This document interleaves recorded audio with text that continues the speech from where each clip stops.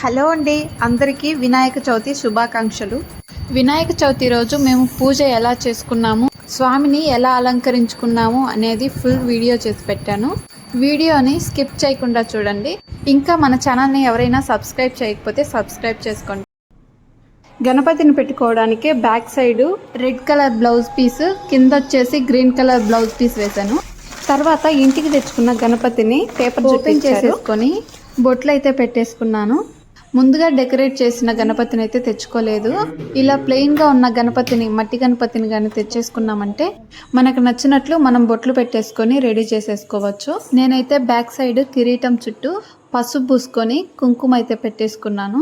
ఇలా మనకు నచ్చినట్లు మనం రెడీ చేసేసుకొని బొట్లు పెట్టుకుంటే పూజ చేసుకోవడానికి చాలా బాగుంటుంది. మేమైతే ఎలుక వాహనం గణపతిని అయితే తెచ్చుకున్నాము. ఇంకా షాప్స్ దగ్గర అయితే నెమలి వాహనము, హంస వాహనము, ఇంకా చాలా రకాలు ఉన్నాయి. ఆ విఘ్నేశ్వరునికి వాహనం వచ్చేసి ఎలుకనే కదా, అందుకనేసి ఎలుక వాహనం. బద్వేల్లో మా అమ్మ వాళ్ళ ఇంటి దగ్గర గణపతిని 5 రోజులు పెడతారు. 5వ రోజు నిమజ్జనానికి తీసుకెళ్లేటప్పుడు కోలాటాలు, డ్యాన్స్లు, డీజేలు అంతా ఫుల్ సందడిగా అయితే ఉంటుంది. గణపతులు నిమజ్జనానికి వెళ్ళే రోజు చుట్టుపక్కల ఉన్న పల్లెల వాళ్ళందరూ కోలాటాలు, డ్యాన్స్లు చూడడానికి చాలా మంది అయితే వస్తారు. ప్రతి ఒక్కరికి ఇష్టమైన పండుగ ఏంటి అంటే వినాయక చవితి. ఎందుకంటే ఎక్కడ ఏ వీధిలో చూసినా కానీ గణపతి బొమ్మనైతే పెట్టేసి పూజలు చేస్తూ అంత సందడిగా ఉంటుంది. ఎక్కడ చూసినా కానీ ప్రతి ఒక్కరూ ఈ పండుగనైతే ఇష్టపడుతూ ఉంటారు. ఇంకా చిన్నప్పుడైతే కానీ బుక్స్ పెట్టడం, పెన్నులు పెట్టడం, గుంజీలు తీయడం ఇంకా చాలా బాగుండేది. వీడియోను ఎక్కడ స్కిప్ చేయకుండా చూడండి. వీడియో అండ్ గణపతి కానీ నచ్చినట్లయితే ఒక లైక్ చేయండి. ఇంకా గణపతికి, ఎలుకకి అంత బొట్లు పెట్టడం అయితే అయిపోయింది. నెక్స్ట్ వచ్చేసి స్వామిని పెట్టడానికి ఒక పీట అయితే వేశాను. ఈ పీటనే వరలక్ష్మి వ్రతంకి అమ్మవారికి కూడా ఉపయోగించాను. పీట మీద ఫస్ట్ మామిడాకులు అయితే పెట్టేశాను.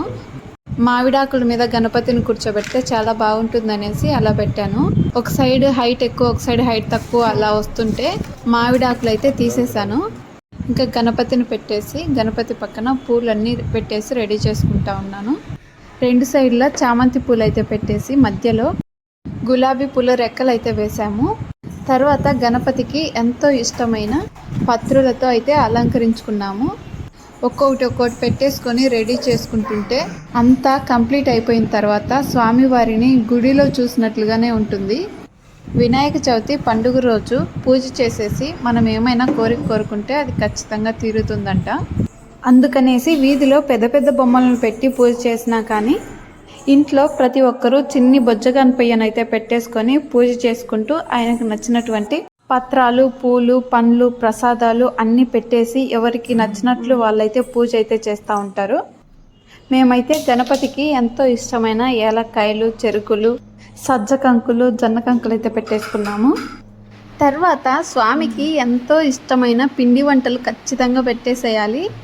అవి పెట్టకపోతే ఎలా, మేము మాకు తోచినట్లుగా కొన్ని అయితే చేసాము. పండుగ రోజు మేమైతే స్వామివారికి నెయ్యి దీపాలు వెలిగించుకున్న తర్వాత పూలని దీపాల చుట్టూ వేసేసాము. దీపాలు వెలిగించుకున్న తర్వాత ప్రసాదాలు అయితే పెట్టాము. పండుగ రోజు మేమైతే స్వామివారికి పులుసన్నము, లడ్డు, పెరుగన్నము, బొబ్బట్లు, పాయసం అయితే చేసాము. అవన్నీ పెట్టేసి పూజ చేసేటప్పుడు ఖచ్చితంగా స్వామివారి వ్రత కథ అయితే ఖచ్చితంగా చదువుకోవాలి. వినాయక చవితి రోజు చంద్రుడిని అయితే అస్సలు చూడకూడదు. చంద్రుడిని కానీ ఆ రోజు చూసారంటే నీలాప నిందల పాలైపోతారు. శ్రీకృష్ణుడు అంతటి వారికే తప్పలేదు. ఈ ప్రసాదాలు స్వామికి పెడతాం కదా, అవేమి స్వామి తినడు, అవి మనం తినడానికే. పూజ అంతా కంప్లీట్ అయిపోయిన తర్వాత మా అమ్మ అయితే ప్రసాదం పెట్టేసి టెంకాయ కొట్టిన తర్వాత అందరినీ బయటికి తీసుకొని వచ్చేసి ఖచ్చితంగా డోర్ అయితే వేసేస్తుంది. ఆ లోపు కొంచెమైనా స్వామి తినేస్తాడని అదొక నమ్మకం అంతే.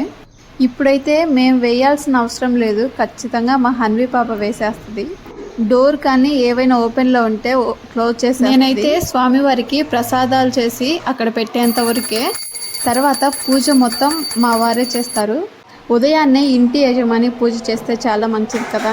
ఇంకా బత్తీలు కూడా వెలిగించేయడం అయితే అయిపోయింది. చిన్నప్పుడు పూజలో బుక్స్కి ఓం అని రాసేసి స్వామి దగ్గర పెట్టేసేవాళ్ళము. ఇప్పుడు మేమైతే ఒక పెన్ అయితే పెట్టేసుకున్నాము. ఇంకా హన్వి స్కూల్కి వెళ్ళే టైం వస్తే ఇంకా అన్ని హన్వివే బుక్స్ ఉంటాయి అక్కడ.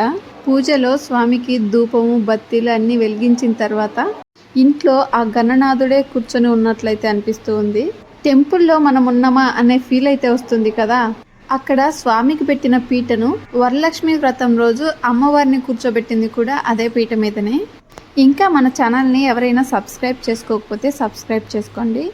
నాకైతే వినాయక చవితి పండుగ అంటే చాలా ఇష్టం. ఏ వీధిలో చూసినా కానీ ఫుల్ లైటింగ్స్తో ఉంటుంది. స్వామివారిని పెట్టిన ప్లేస్లో నిమజ్జనం అయిపోయిన తర్వాత బోసిపోయినట్లుగా అనిపిస్తూ ఉంటుంది. పూజ అయిపోయిన తర్వాత టెంకాయ అయితే కొట్టేసుకున్నాము. టెంకాయ చాలా పెద్దది, నీళ్ళు అయితే చాలా ఉన్నాయి. మేము స్వామివారిని ఉదయం పెట్టేసుకొని మళ్ళీ ఈవినింగే నిమజ్జనం అయితే చేసేసాము. తిరుపతిలో గణపతి విగ్రహాలన్నీ ఆల్మోస్ట్ వినాయక సాగర్లోనే నిమజ్జనం చేస్తారంట. మా ఇంటి నుంచి వినాయక సాగర్ అయితే చాలా దగ్గర, జస్ట్ వాకబుల్ డిస్టెన్స్ అయితే ఉంటుంది. ఇంకా టెంకాయ కొట్టేసి స్వామి దగ్గర అయితే పెట్టేసాము. ఫైనల్ గా హారతి ఇచ్చేసి పూజ అయితే కంప్లీట్ చేసేసుకున్నాము. ఇలా అయితే మేము తిరుపతిలో వినాయక చవితి ఫెస్టివల్ అయితే సెలబ్రేట్ చేసుకున్నాము. మీరు ఎలా మీ ఇంట్లో సెలబ్రేట్ చేసుకున్నారు అనేది కామెంట్ చేయండి. మా చిన్ని గణపయ్య అండ్ వీడియో కానీ నచ్చినట్లయితే లైక్ చేసి షేర్ చేసి సబ్స్క్రైబ్ చేయడం మాత్రం మర్చిపోకండి. హన్వి తిరుపతి వ్లాగ్స్.